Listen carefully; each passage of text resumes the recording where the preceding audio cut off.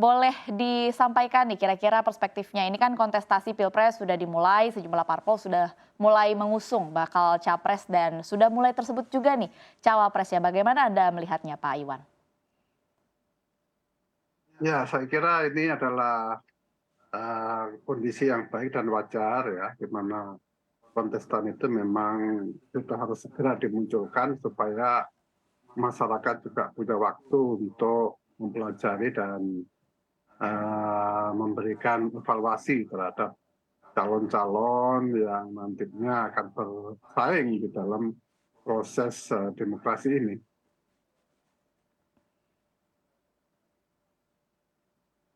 Baik, baik Pak Iwan. Izinkan saya bertanya kepada Pak Roy dulu. Ini Pak Roy, ini kan retail salah satu sektor yang paling parah ya terdampak selama pandemi begitu. Kalau kita lihat dari dua bakal calon presiden yang menjabat, ini juga merupakan pemerintah daerah yakni gubernur provinsi yang menjabat di masing-masing provinsi. Bagaimana Anda melihatnya dari dua capres yang sudah diusung? Apakah memang ini sudah mulai memberikan kepastian terhadap sektor retail? Silakan Pak Roy. Ya, terima kasih. Ya, tentunya kami kalau pelaku usaha, cara berpikir atau cara melihatnya sangat sederhana. Ya, siapapun presidennya adalah yang pertama karena pilihan rakyat dan rakyatlah yang sama-sama menyuarakannya, memilihnya pada pilkada, pilpres, pileg yang nanti akan dilangsungkan di 14 Februari 2024.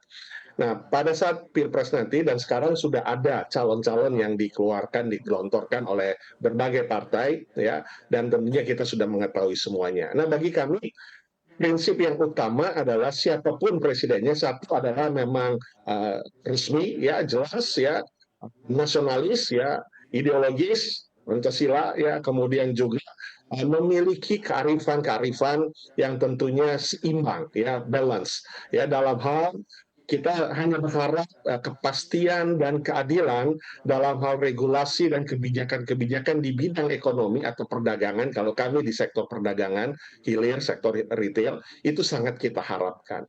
Jadi yang berkaitan dengan kepastian dan keadilan dalam hal regulasi dan kebijakan apapun yang berkaitan dengan ekonomi khususnya di perdagangan untuk memperkuat bisnis dan industri di Indonesia, berbagai sektor tentunya dan termasuk retail di dalamnya, itu yang kita sangat harapkan, ya.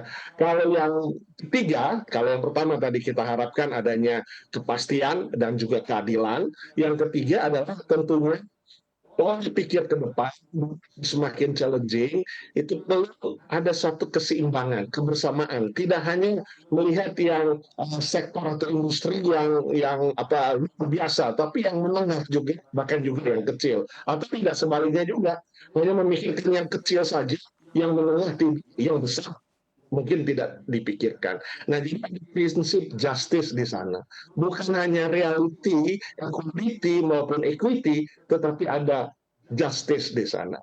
Ya, jadi bagaimana keseimbangan itu terjadi, ya, tidak memaksakan yang kecil harus tiba-tiba jadi seperti meroket tiba-tiba, kemudian yang besar tidak dihiraukan, tidak diberikan insentif, tidak diberikan awareness, ya, apapun yang berkaitan dengan dukungan, ya kita juga yang besar juga nggak bisa maju dan berkembang. Nah, sebaliknya juga begitu, tidak hanya yang besar menengah, tapi yang kecil juga harus kita dorong. Jadi ada prinsip justice, bukan prinsip equality dan equity saja. Baik, baik Pak Roy. Jadi kalau Pak Roy sendiri melihat dari nama-nama yang sudah mendeklarasikan diri dan juga yang kemungkinan besar akan mendeklarasikan diri, sebut saja Ganjar Pranowo, kemudian Anies Baswedan dan juga Prabowo. Apakah sudah puas dengan tiga nama ini atau ada tokoh yang sebenarnya diharapkan kalau dari Pak Roy sendiri untuk mendeklarasikan diri atau mungkin sebagai cawapresnya, Pak Roy? Ya, ya tentunya pada kesempatan ini saya membicarakan atas dasar pelaku usaha, karena di belakang saya ini semua pelaku retail modern di seluruh Indonesia. Dalam berbagai kesempatan kita forum group discussion di internal, kita berharap siapapun presidennya, yang penting satu adalah dipilih rakyat, kemudian yang kedua yang dapat memberikan kepastian dan keadilan serta dukungan yang real, yang pasti ya di dalam mengembangkan ekonomi dan perdagangan. Yang tadi saya sudah sebut ya, tidak hanya cukup equality dan equity, tapi justice ini penting.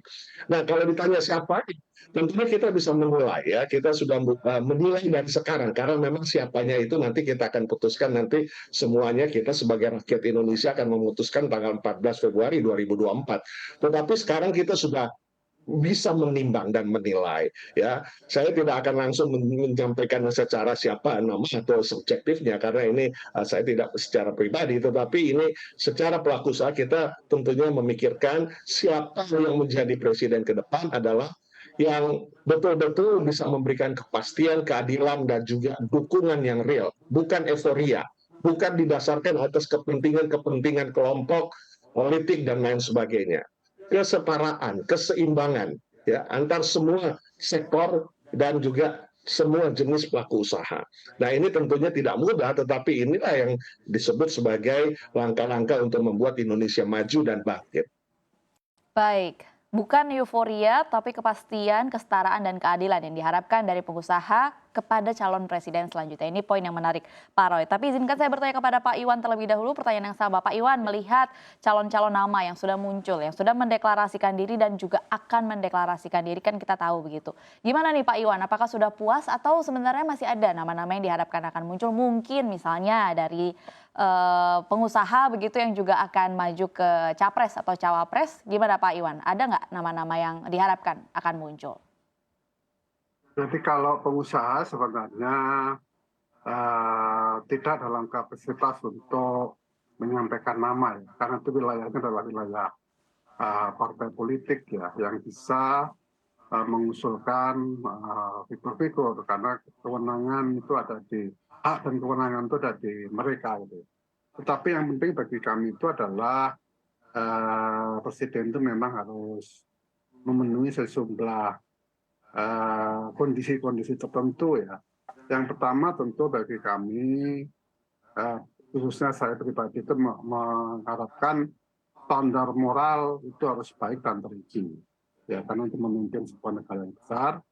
Yang kedua, presiden itu juga harus memiliki visi dan misi yang jelas tentang bagaimana membawa bangsa ini menuju masyarakat yang adil dan makmur dan adil.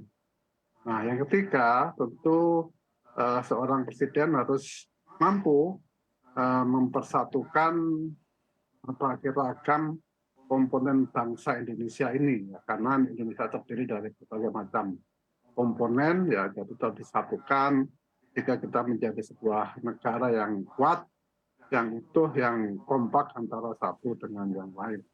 Yang keempat, tentu kita mengharapkan sosok yang berani, tegas, taat hukum, dan mampu menerapkan hukum secara adil. Karena persoalan hukum ini memang menjadi sangat penting bagi ekonomi kita, agar ada kepastian ya, dalam menjalankan usaha. Jangan selalu kita dibayang-bayang ketakutan itu. Kemudian seorang presiden juga harus demokratis ya, yang mampu mendengar aspirasi dari masyarakat, baik itu masyarakat pengusaha maupun kelompok-kelompok masyarakat lain. Kemudian juga bisa memberikan inspirasi bagi bangsa ini untuk bagaimana mengarungi masa depan, dan yang tentu harus bisa memberikan solusi bagi persoalan-persoalan yang dihadapi oleh bangsa ini. Terutama kalau kita dari sisi pengusaha, tentu solusi itu kaitannya adalah dengan masalah-masalah yang berkaitan dengan ekonomi, dengan bisnis. Ya. Ini yang menjadi penting bagi kami. Masalah-masalah ini satu diantaranya adalah mampu memperbaiki kuantitas dan kualitas pertumbuhan ekonomi. Jadi pertumbuhan ekonomi kita ini 45%, saya kira kalau kita ini kan harusnya segera naik ke kelas yang lebih tinggi sebagai negara berpenghasilan menengah tingkat atas gitu ya. Sekarang masih paling bawah, bisa naik menengah atas, dan kemudian juga negara berpenghasilan tinggi. Itu tidak cukup dengan pertumbuhan ekonomi yang hanya 5% yang sudah terjadi bertahun-tahun. Kita mengharapkan pertumbuhan ekonomi paling tidak 8% lah per tahun. Kemudian secara kualitas pertumbuhan ekonomi itu juga bukan hanya tumbuh, tetapi juga dapat dinikmati secara equity, secara wajar bagi kelompok-kelompok masyarakat kita. Semua mendapatkan manfaat sesuai dengan kontribusi maupun sifat-sifat dari masyarakat itu sendiri. Yang kedua, itu adalah masalah pengangguran. Jadi pengangguran ini masih akan menjadi persoalan bagi kita.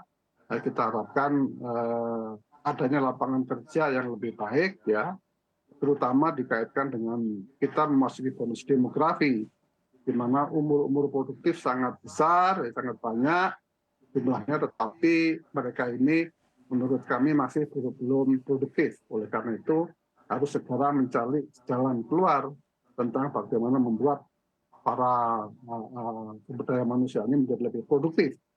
Yang ketiga tentu adalah daya saing, karena Indonesia ini masih tertinggal kalau kita bicara daya saing. Baik. Ya ke depan, maka harus bisa meningkatkan daya saing pelaku usaha di Indonesia. Ini beberapa hal ya, tapi sebenarnya masih banyak hal yang bisa kita kemukakan sebagai Baik. referensi begitu. Ya.